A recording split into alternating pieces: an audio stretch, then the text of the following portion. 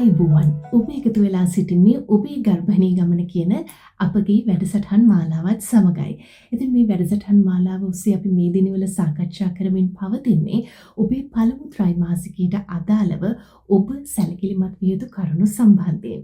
ඉතින් අද දවසේත් සුපුරුදු ලෙසම අපගේ වෛද්‍යතුමා ප්‍රසව සහ නාරි වේද විශේෂඥ මහාචාර්ය ප්‍රබෝධන රණවීර මහතා අපත් සමග සම්බන්ධ වෙනවා ඔබව මේ සම්බන්ධයෙන් වැඩිදුරටත් දැනුවත් කරන්නට.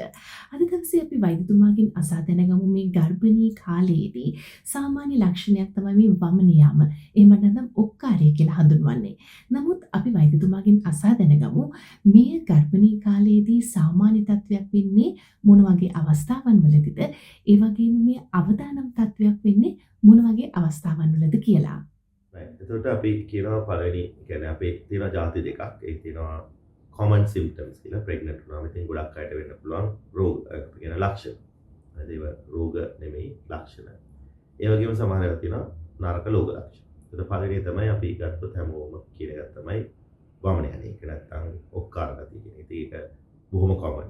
almost more than 90% pregnant කාන්තාවන් pregnant කාලේදී ඒක එක ලෙවල් එකකට තියෙනවා. ඉතින් සාමාන්‍යයෙන් අපි කියන්නේ ඔක්කාර ගතිය හෝ වමන යාම තමාගේ එදිනෙදා ජීවන කාර්යයට බාධා වෙන්න බෑ. ඒ වගේම අපේ නූතන ලෝකේ කවුරු හරි ප්‍රෙග්නන්ට් කියලා ඒ කවුරුවත් එයාට අනුකම්පා කරන්නේ නැහැ. තමන් වැඩට යන්න ඕනේ. තමන්ගේ ටාගට්ස් තියෙනවා ඒවා කව කරන්න වෙනවා. ගෙවල් වල වැඩ තියෙනවා නම් ඒවා ටික කරන්න වෙනවා. කවුරුත් උදව් කරන්න සහ ඒ දේවල් වල ඇදට වැටලා අමාරුවෙන් ඉන්න බෑ. ඒ නිසා අපි ඒ රෝග ලක්ෂණ පාලනය කිරීමට බෙහෙත්. අපි කියන්නේ එක කවුරුවත් කාන්තාවක් වමන යන එකකින් හින්දා හෝ එක ප්‍රෙග්නන්සි එකේ සාමාන්‍ය තියෙන ලක්ෂණ වලින් දුක් විඳින්න ඕනේ නැහැ කියන එක. ඒකට අපි උදාහරණයක් විදිහට වමන යනකට ಜಾති බෙහෙත් ಜಾති ගොඩාක් තියෙනවා. ඒකෙන් අපි දැන් අලුතෙන් කියන ඔන්ඩන්සෙට්‍රෝන් කියන එක පළවෙනි ක්‍රමයට ඇවිල්ලා තියෙනවා. මොකද ඒක අපි සාමාන්‍යයෙන් යූස් කරන්නේ කීමෝതെරපි නැත්නම් ඔය කැන්සර් වලට ඉන්ජෙක්ෂන් ගන්නකොට ගන්න බෙහෙත. මොකද ඒක තමයි අර ඔය ඔක්කොම හේතුව බීටා-එස්ජි කියන හෝමෝනය අපේ මොළයේ තියෙන වොමිටිං සෙන්ටර් කියලා එතනට ගිහලා වැඩ කරන්න ගත්තම ඔන්න වමන යනවා. ඉතින් අපි කරන්නේ ඒක બ્લોක් කරන එක. ඒක තමයි අපිට දැන් තියෙන හොඳම බෙහෙත બ્લોක් කරන්න. මොකද ඉස්සෙල්ලා තිබ්බේ අපි කියන්නේ එකක් තමයි වමන යන මොන හරි තියෙන්න බෑ නිසා ඔන්න අපි කරන්නේ ආමාශය එම්ටි කරනවා. හැබැයි ඒතකොට ඒ අම්මට ඔක්කාර ගතිය තියෙනවා. හැබැයි වමන කියන්නේ මුකුත් එළියට එන්නේ නැහැ. ඒකට අපේ ප්‍රශ්නේ විසඳනවා. නමුත් අම්මට අමාරුයි.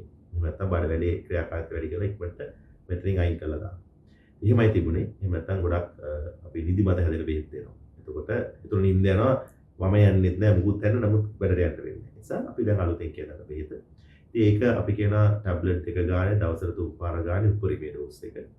බබා හම්බෙන් හරිය විදිහට ගන්න පුළුවන්. නමුත් අපි හැමතිස්සෙම ප්‍රින්සිපල් එක තමයි ඕනම බෙහෙතක් අපි පුළුවන් තරම් අඩු ඩෝස් එකක් අඩු කාලයක් භාවිත කිරීම තමයි අපි ප්‍රධානම අරමුණ. නිසා අපි කියන්නේ සාමාන්‍යයෙන් ඔන්න පටන් ගන්නකොට පෙති දෙකෙන්ම පටන් ගන්නවා. මොකද ඉක්මනින් වමන යන එක නවත්ත ගන්න.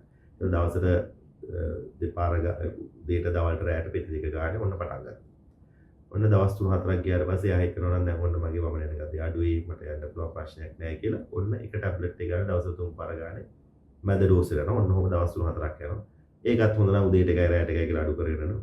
ඒකත් අඩු නම් එක ගාන යනවා. ඒකත් අඩු නම් 7ක්. ඉතින් බහුතරයක් ආදාස 12 විතර යනකොට ඒ වමන යන එකෙන් අයින්. එහෙම වුණොත් එහෙම ඒක හරියනවා.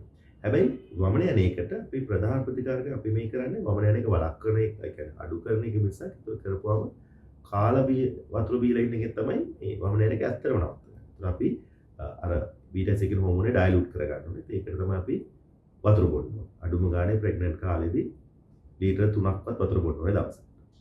ඊට පස්සේ සැරෙන් සැරේ චුට්ට කන්න. අපිට ඉස්සෙල්ලා වගේ බත් එකක් කන්න බැරි වෙන්න පුළුවන්. ඔන්න එක පාන් පොඩි කෑල්ලක් කරනවා. එහෙම නැත්නම් බත් කටවල් දෙකක් කරනවා. ආයෙ තව පැය දෙකකින් තව අතනම් වෙන මොනවා හරි දෙයක් කරනවා. චුට්ට සැරෙන් සැරේ කන්න. ඒවා කරන්න ඕනේ. ඒතර ඔය දේවල් ටික කරලා වමන යන්න එනවා නම් උක්කාර ගතිය වෙනවා තමයි බෙහෙත් දෙන්නේ. ඒ වගේම ඊටාත්ම කලාතුරකින් කියන්නේ සමහර අම්මලාට මේ වමන යන එක ඊට වඩා දරුණු තත්ත්වයකට එනවා. ඒකට කියනවා හයිපරෙමෙසිස් ග්‍රැවිඩා.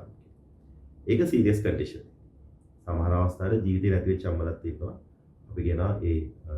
අපි කියන ලවණ ගතිය අඩු වෙලා. ඒ නිසා කවුරු හරි අම්ම කෙනෙක්ට බෙහෙත් බීලා හෝ නොබීලා කන දේ බොන දේ හැම දෙයක්ම වමන යනවා. පැය 6කට යූරින් පොඩ්ඩක්වත් පාස් කරලා නැහැ.